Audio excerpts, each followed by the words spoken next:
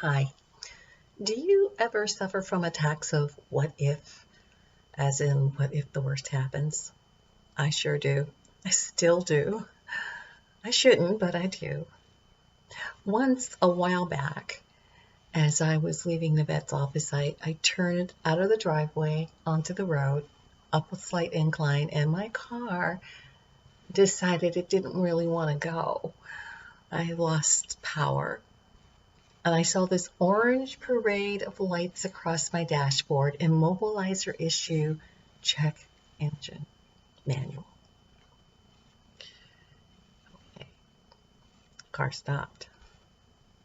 I tried it again, tried to get it going again, and I heard that sound that cars make when they are trying to turn over and start. And all I heard was a sound of trying to turn over and start, and I felt lurching.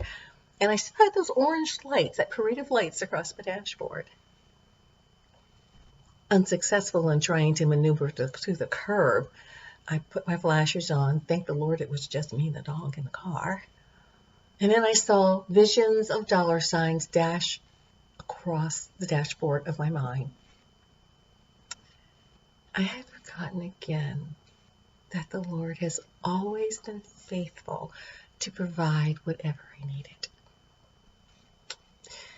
This forgetting about his faithfulness, that was a problem for the Israelites too. When they were leaving Egypt, just before they left Egypt in slavery, the Lord had caused 10 plagues. The last one finally convinced Pharaoh to let them go. But the last one was the death of the firstborn son in each Egyptian household, right up to Pharaoh, and the firstborn of all their livestock. But when they left, the Lord guided them in a pillar of cloud by day, shading them from the intense desert heat, and a pillar of fire by night to give them light on their way. When the Israelites realized that their enemy, the approaching Egyptian army, was hot on their heels, the Lord in his pillar moved to be behind the Israelites, giving them protection, standing between them and their enemies. And then when they came to the Red Sea, the Lord split the sea so that the Hebrews could walk across on dry land. And when all of them got across, the Lord allowed the waters to come back to their natural boundaries, drowning the entire Egyptian army. They had enjoyed bitter water made sweet to quench their thirst. They had enjoyed manna and quail for their hunger. Kind of seems like a lot to forget. And after that, still in the desert, they came to a point where they had no water. And they complained to Moses. They said, "Why have you brought the Lord's assembly into this wilderness for us and our livestock to die here?" Numbers 20, verse 4. What past provisions from the Lord's hand had I forgotten? I had forgotten the provision of a car when I sorely needed it at a price I could afford. I had forgotten the provision of monies for college tuition, and I had forgotten the provision of salvation through the blood of Christ, opening the way to heaven for me. Slow learner.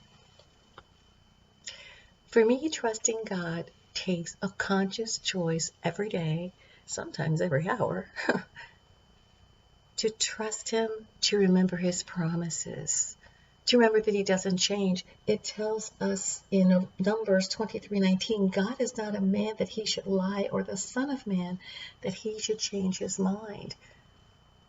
He's promised provision. He's not going to change that.